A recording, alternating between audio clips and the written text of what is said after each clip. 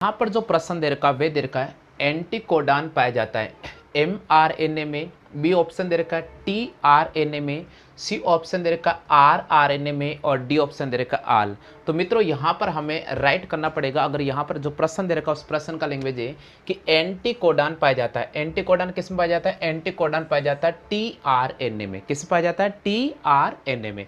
अगला प्रश्न है सबसे छोटी पादप कोशिका किसकी है? तो सबसे छोटी पादप कोशिका माइकोप्लाज्मा की होती है।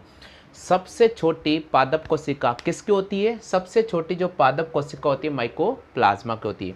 फिर अगला प्रश्न है कला विहीन कोशिकांग है। कला विहीन कोशिकांग है कौन सा?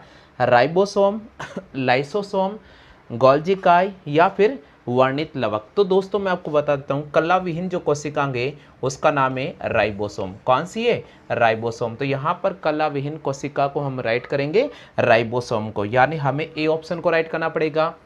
यहाँ पर जो प्रश्न दे रखा वो है सबसे छोटी पादप कोशिका कौन सी है? हमें सी ऑप्शन को राइट करना पड़ेगा, माइकोप्लाज्मा को। फिर अगला प्रश्न दे रखा एंटीकोडान पाया जाता है, तो हमें tRNA को राइट करना पड़ेगा, यानी बी ऑप्शन को राइट करना पड़ेगा।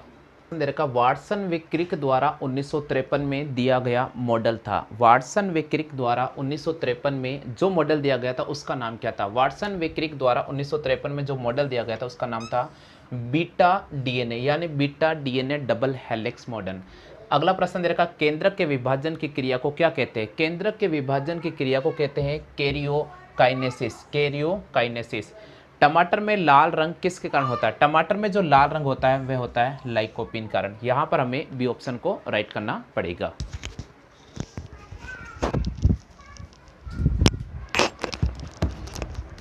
नमस्कार दोस्तों, एसआर कोचिंग की ऑनलाइन क्लास में एक बार फिर से आपका स्वागत है। और आज की इस वीडियो में हम पढ़ेंगे बहुत ही अति महत्वपूर्ण प्रश्न जो सामान्य विज्ञान के प्रश्न है, लेकिन बार बार एग्जाम में ये प्रश्न रिपीट होते हैं। तो एक बार फिर से अगर मित्रों आपको इनमें से कोई भी प्रश्न आता है तो आप कमेंट कर दीजिएगा।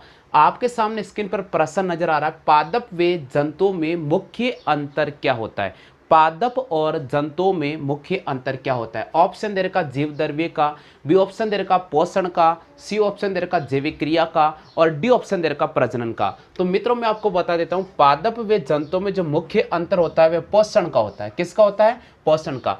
पादप व जंतुओं में जो मुख्य अंतर होता है वह पोषण का होता है। किसका होता है? पोषण का। अगला प्रश्न दे रखा है पुष्पीय पौधों का अध्ययन किस शाखा में किया जाता है? पुष्पीय पौधों का अध्ययन किस शाखा में किया जाता है? ऑप्शन दे रखा क्रिप्टोगेम्स में, बी ऑप्शन दे रखा फेनेरोग्रेम्स में, सी ऑप्शन दे रखा बारियोफाइटा में फाइट्स में और सी ऑप्शन दे रखा है टेरिडोफाइट्स में। मित्रों अगर एग्जाम में ऐसा भी प्रश्न आता है तो आप क्या राइट करोगे? यह प्रश्न दे रखा है कि पुष्पीय पौधों का अध्ययन किस शाखा में किया जाता है? तो पुष्पीय पौधों का जो अध्ययन किया जाता है वो फेनरोग्राफ्स नामक शाखा में किया जाता है। पुष्पीय पौधों का अध्ययन जिस शाखा में किया जाता है उसका नाम है फेनरोग्राम्स, यानी फेनरोग्राम्स में पुष्पीय पौधों का अध्ययन किया जाता है। अगला प्रश्न देख रखा है एग्रोइस्टोलॉजी में किसका अध्ययन किया जाता है? एग्रोइस्टोलॉजी में किसका अध्ययन किया जाता है? बीजों का, फसलों का, घासों का, अनाजों का। तो मित्रों मैं आपको बता देता हूं कि एग्रोइस्टोलॉजी में जो अध्ययन किया जाता है वे घासों का किया जाता है। किसका अध्ययन किया जाता है? घासों का। तो एग्रोइस्टोलॉजी में जो अध्ययन किया जाता है वे घासों का किया जाता है। आगे समझ में? कॉपी कर लो भाई जल्दी। प्रश्न दे रखा वे दे रखा है अधोलिखित में से कौन सा गुण पादपों में नहीं पाया जाता है? अधोलिखित में से कौन सा गुण पादपों में नहीं पाया जाता? ऑप्शन दे रखा उत्सर्जित तंत्र, बी ऑप्शन दे रखा वृद्धि, सी ऑप्शन दे रखा प्रजनन और डी ऑप्शन दे रखा श्वसन। तो मित्रों यहाँ पर प्रश्न दे रखा है कि अधोलिखित में से कौन सा गुण पादपों में नहीं पाया जाता है? हमें यहाँ पर ए ऑप्शन को राइट करना पड़ेगा, उत्सर्जित तंत्र। बिल्कुल, अधोलिखित में से कौन सा गुण पादपों में नहीं पाया जाता है? तो हमें ए ऑप्शन को राइट करना पड़ेगा, उत्सर्जित तंत्र। यानी किसे राइट करना पड़ेगा? ए ऑप्शन को, उत्सर्जित तंत्र। प्रश्न नंबर 2 दे रखा है एक कोशिकीय यूकेरियोटिक और प्रकाश संश्लेषित को किस जगत के में रखा गया है?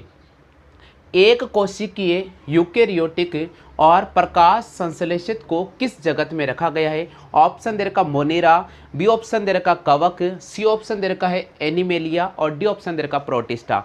तो साथियों हमें यहाँ पर डी ऑप्शन को राइट करना पड़ेगा, प्रोटिस्टा। हाँ दोस्तों, एक कोशिकीय यूकेरियोटिक और प्रकाश संश्लेषी को किस जगत में रखा गया? तो हमें प्रोटिस्टा को राइट करना पड़ेगा।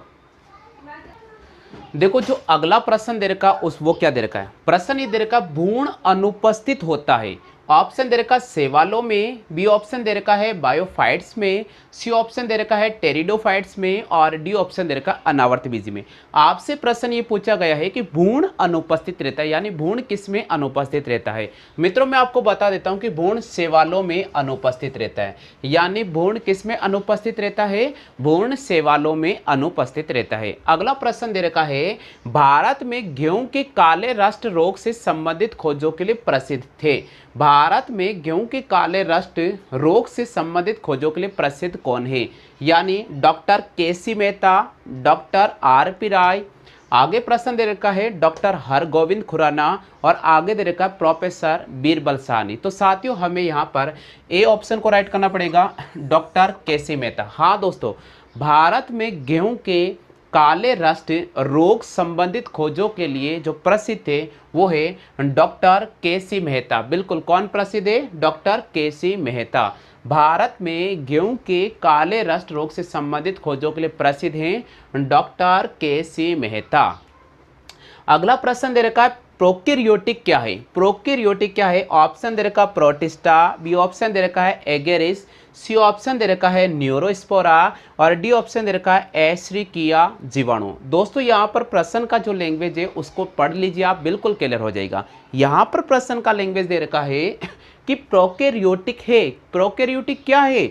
ऑप्शन दे रखा प्रोटिस्टा, बी ऑप्शन दे रखा एगेरिस, सी ऑप्शन दे रखा न्यूरोस्पोरा और डी ऑप्शन दे रखा एस्चरिचिया जीवाणु। तो साथियों हमें यहाँ पर डी ऑप्शन को राइट करना पड़ेगा, एस्चरिचिया जीवाणु। आगे समझ में कर लीजिए आप कॉपी जल्दी से। जो प्रश्न दे रखा वो दे रखा है एक्सोबायोलॉजी क्या है? एक्सोबायोलॉजी क्या है? ऑप्शन दे रखा अन्य ग्रह पर जीवन, बी ऑप्शन दे रखा स्थलीय जीवन, सी ऑप्शन दे रखा वायु में जीवन और डी ऑप्शन दे रखा शारीरिक। तो दोस्तों मैं आपको बता देता हूँ, एक्सोबायोलॉजी एक ऐसा सिस्टम होता है जो अन्य ग्रहों पर जीवन से संबंधित है, यानी अन्य ग्रहों पर जीवन से संबंधित है। आगे समझ में जल्दी से कॉपी कर लीजिए। अगला जो प्रश्न दे रखा है वह है पृथ्वी पर सबसे पुराना जीव कौन सा है? पृथ्वी पर सबसे पुराना जीव कौन सा है? नीलहरित शैवाल, कवक, अमीबा, युगलिना। तो दोस्तों मैं आपको बता देता हूं कि पृथ्वी पर जो सबसे पुराना जीव है वह है नीलहरित शैवाल।